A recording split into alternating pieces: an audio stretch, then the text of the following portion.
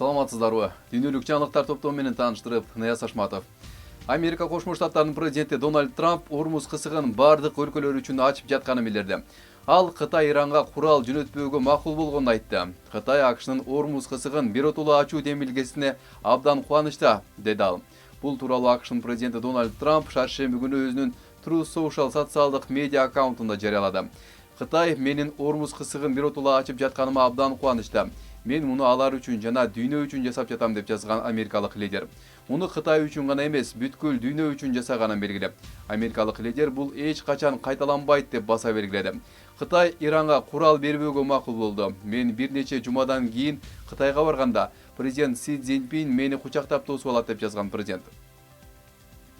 Эгер АКШ блокаданы улантса, Иран Перс булуңундагы жана Араб деңизиндеги бардык соодасын токтотушу мүмкүн. Ошондой эле Кызыл деңиздеги кемелердин каттамын бөгөттөшү ыктымал, деди Хатам аль-Анбия компаниясынын өкүлү Ибрахим Золфагари. Эгер АКШнын блокадасы улана берсе, биз Перс булуңундагы жана Араб деңизиндеги бардык сооданы токтотобуз. Эгер ал улана берсе, Кызыл деңиздеги кемелердин каттамы да токтотулат.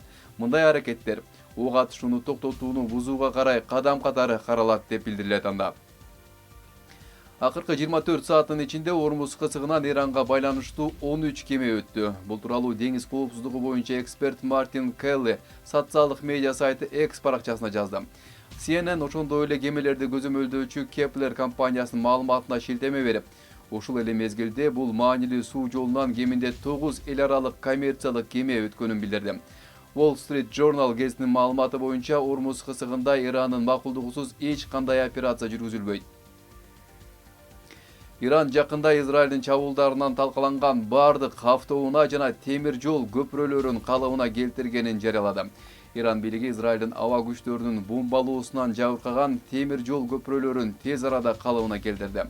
Транспорттук инфраструктураны калыбына келтирүүгө бир жумадан ашык убакыт кеткен. Израилдин аба күчтөрү ок атышууну токтотуудан бир күн мурун темир жолу линияларына сокку урушкан болчу. Чабуулдар Ирандын маанилүү транспорттук инфраструктурасына багытталган. Зыяндын масштабына карабастан, ирандык адистер калыбына келтирүү иштерин тез арада жүргүзүүгө жетишкен. Иранга каршы биргелешкен АКШ менен Израилдин аскердик операциясы башталгандан бери 400гө жакын америкалык аскер кызматкери жаракат алды. Бул тууралуу АКШнын борбордук командачылыгынын өкүлү Чарльз Брэд Купер билдирди. Расмий маалыматтарга ылайык 3 аскер кызматкеринин абалы оор. Сенткомдун өкүлү Тим Хокинс жаракат алгандардын 354-ü кызматка кайтып келгенин тактады. 13 америкалык аскер кызматкери каза болду. АКШнын куралдуу күчтөрү Ирандын деңиз портторун блокадалоону күчөтүү үчүн 10 миңден ашык аскерди, ошондой эле 10дон ашык кемени жана бир нече ондогон учактарды жайгаштырганы баса белгиленди. Учурда Ливандын түштүгүндө Израилдин коргоо күчтөрү менен Хезболланын ортосундагы кагылышуулардан кийин жарадар болгон израилдик жоокейлерди эвакуациялоо боюнча кеңири масштабтуу операция жүрүп жатат. Ливандын куралдуу бөлүгү болгон Хезболла тобу түштүк Ливандагы Израилдин коргоо күчтөрүнүн позицияларына М-46 гаубицасынын чабуулу тууралуу видео тасманы жарыялады. Чабуул жашыруун ок атуу позициясынан жүргүзүлүүдө. The Times гезитинин маалыматы боюнча Орусия бардык спутниктердин 80%ын иштен чыгара турган өзөктүк куралды орбитага жайгаштырууну көздөйт. Басылма АКШнын космостук командачылыгынын башчысына шилтеме жасайт. Ал бул дүйнө жүзү боюнча аскердик чалгындоо байланыш, интернет, мобилдик байланыш жана GPS кызматтарын үзгүлтүккө учуратышы мүмкүн экенин белгилеген. Киевдеги буталарга бир катар соккулар жасалды. Украина боюнча ар кандай типтеги ракеталарды жана чабуулчу дрондорду колдонуу менен ири масштабтуу биргелешкен чабуул жасалып, кеминде 15 адам каза болуп, 100дөн ашык адам жаракат алды деп айтылат Украинанын башкы прокуратурасынын маалыматында. Мындан тышкары баяндамада Одессага түн ичинде 2 жолу чабуул жасалганы белгиленет. Алгач чабуулчу дрондор, андан кийин баллистикалык ракеталар менен сокку урулган. Америкалык аскерлер акыры Сириядан чыгып кетишти. Америкалык аскерлер Аль-Хасакадагы Сирия базасынан толугу менен чыгарылып, андан кийин объект жардырылган. Басылманын маалыматы боюнча акыркы америкалык колонна өлкөнүн түндүк чыгышындагы Касрак аба базасынан чыгып кеткен. Андан кийин аймакты башкаруу Сирия күчтөрүнө өткөн. Америкалык аскерлер 2014-жылдан бери Сирияга Ислам мамлекети террористтик тобуна каршы күрөшүү шылтоосу менен жайгаштырылып келет. Ошондой эле мурда Пентагон Кубага каршы мүмкүн болгон операцияларга даярдануу боюнча буйрук алганы кабарланган. Пентагон Куба үчүн операциялык планын даярдап жатат. Пентагондун булактары USA Today басылмасына Америка Кошмо Штаттарынын аскерлери Дональд Трамп буйрук берсе, Кубага каршы операциялык пландарды иштеп чыга баштаганын билдиришти.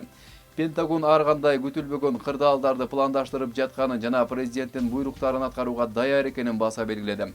Трамптын өзү жакында USA Today басылмасына курган маегинде Иран менен болгон жаңжалды аяктагандан кийин Куба менен согушушу мүмкүн экенин билдирген. Жооп катары Кубанын президенти Мигель Диас-Канель Newsweek басылмасына курган маегинде америкалыктардын басып кирүүсүн токтото турганын убада кылган. Европа биримдиги социалдык медиага жана башка онлайн платформаларга кирүү үчүн жаш курагын текшерүү системасын иштеп чыгууда. Европа комиссиясы жаш курагын текшерүүгө жалпы европалык мамиледе сунуштады. Ал эми Урсула фон дер Ляйен тиркемей техникалык жактан даяр экенин жана жакында колдонуучулар үчүн жеткиликтүү болорун билдирди. Кызмат керексиз жеке маалыматтарды ачыкка чыгарбастан жаш курагын текшерүүгө мүмкүндүк бериши керек. Европа комиссиясы бул чечим балдарды онлайн кургоо боюнча кеңири саясаттын бир бөлүгү болорун баса белгилейт. Тиркеме смартфондор, планшеттер жана компьютерлер менен шайкеш келиши пландаштырылууда жана анын коду ачык булактуу болот. Дубайдагы Sail Hotel деген ат менен белгилүү болгон Burj Al Arab мейманканасы 1,5 жылга калыбына келтирүү үчүн жабылып жатканын Jumeirah Group башкаруучу холдинг компаниясы билдирди. 25 жылдан ашык убакыттан бери конокторду тосуп келгенден кийин Burj Al Arab мейманканасы кылдат пландаштырылган этап менен калыбына келтирүү программасын баштайт. Бул учур аягын эмес, келечек муундар үчүн белгилүү жердин сактап калууга арналган ойлонулган тыныгууну билдирет деп айтылат билдирүүдө. Daily Mail гезитинин маалыматы боюнча футбол калысы Хавьер Ортега Эквадордун Пасахе шаарында ышкыбоздор беттеши учурунда атып өлтүрүлгөн. Булактын маалыматы боюнча окуя Эл-Оро провинциясында болгон. Оюн учурунда бир нече белгисиз адамдар калыска жакындап ок чыгарып, андан кийин окуя болгон жерден качып кетишкен. 48 жаштагы Ортега тез жардам келгенге чейин окуя болгон жерде каза болгон. Оюнчулар жана көрүүчүлөр, анын ичинде жабырлануучунун туугандары стадиондон чыгып кетишкен. Ал эми аймак соттук медициналык экспертиза үчүн курчоого алынган. Берүүбүздүн аягында роботтор эми баскетбол ойноп жатышат. Toyota чыныгы снайпер Q7-ни көрсөттү. Токиодогу беттеште темир баскетболчу тыныгы учурунда чыгып оюн көрсөтө баштаган. Робот өзүнүн атуу ыкмасын нейрон тармактарын колдонуп өз алдынча иштеп чыкканы кабарланууда. Сиздер бүгүнкү күнгө алынган маанилүү делген эл аралык жаңылыктар топтому менен тааныша алдыңыздар. Саламаттаңыздар.